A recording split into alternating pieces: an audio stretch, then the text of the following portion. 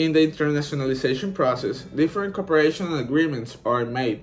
These agreements are commercial activities in which different companies share resources, capabilities, and competitive advantages when introducing their products in the destination market with the objective of achieving mutual benefit. Cooperation agreements can be given under two modalities: those that imply the creation of a new company, such as joint ventures and consortia, and in the second case, cooperation agreements that do not imply the creation of a new entity, such as license agreements, franchise agreements, manufacturing contracts, reciprocal distribution agreements, such as the piggyback, among others. Certainly, these agreements are probably the best way to start the internationalization of a company if it doesn't have high resources and, above all, commercial experience. However, different drawbacks arise since a company cannot completely control the international activity of the partner entity. There are 5 main problems with collaboration agreements that usually end in their disintegration. The first of these is the relative importance of partners. It consists in granting different degree of importance to joint ventures. Second, the difference of objectives. It occurs when both parts are looking to something different with respect to the holding company. Third, control problem. It refers to disagreements about control, whether it is too much control or too little. Fourth, relative contributions and appropriations. They occur when the contributions of one part are greater than the ones of the counterparts. And finally, cultural differences. It happens when companies have incompatible operating cultures, beliefs, and traditions. Advantages and disadvantages of collaboration agreement problems. The advantages are: cooperation agreements can help a company to face current strategy challenge of obtaining greater capabilities by improving its feasibility and responding to concerns about the economic efficiency of the company.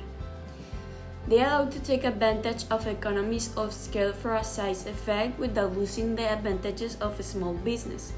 An example is when the negotiation position with the agents of its environment is increased. Reduce ambiguity in communication. Accelerates learning processes, reducing the time needed for the implementation of a new product or process. Optimization of investments and improvement of production processes. Strengthens relationships of trust within industrial districts. Facilitates access to new markets both in extension and penetration. It is easier to deal with the antitrust legal issues. Allow each partner to concentrate on managing the key activities they master, and the problems of cultural and organizational integration are reduced. The disadvantages are: loss of autonomy in decision making, lack of delegation of power to decision makers to co-operators. There may be divergent interests in pursuing different objectives. The main problem of alliances is the possible lack of trust and commitment when misgivings appear or the best that each company has is not offered to the other. The agreement tends to lose effectiveness. It implies costs in time and money, as well as increase in organizational complexity, since it requires continuous coordination.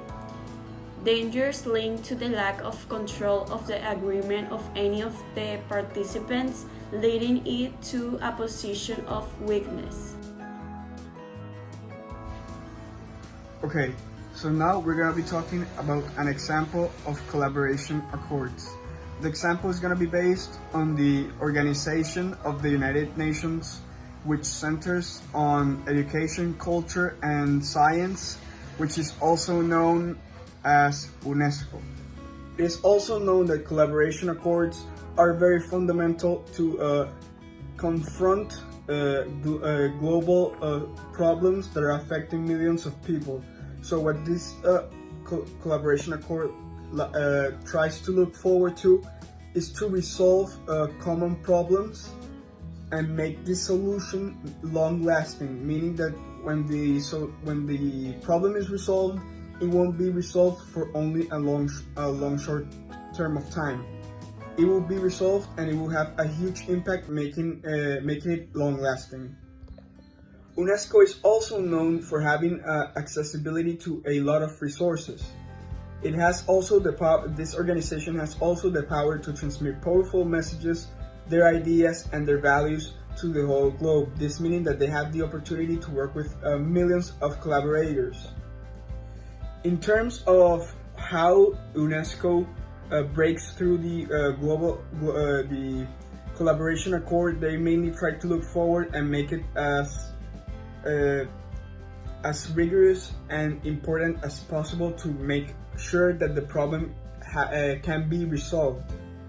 Among those that UNESCO has had the possibility to work with, there are many types of collaborators. Among those, there are government organization, non-governmental organization.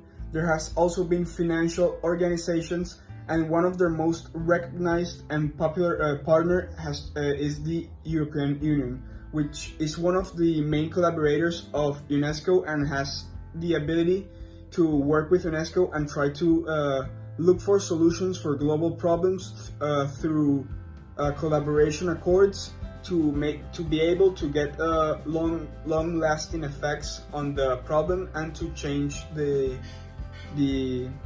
problem and how it's affecting the type of persons that the problem is affecting. Finally, using that UNESCO is working with huge collaborators as the European Union, we're gonna talk about now how UNESCO uses the collaboration accords to work with their partners and achieve their goals. There has been, for example, collaborations with financial resources, personnel, materials, and etc. There's also the diffusion of information through their social networks such as Instagram, YouTube, and other ways of advertising people through internet to make the problem that they're trying to solve more aware.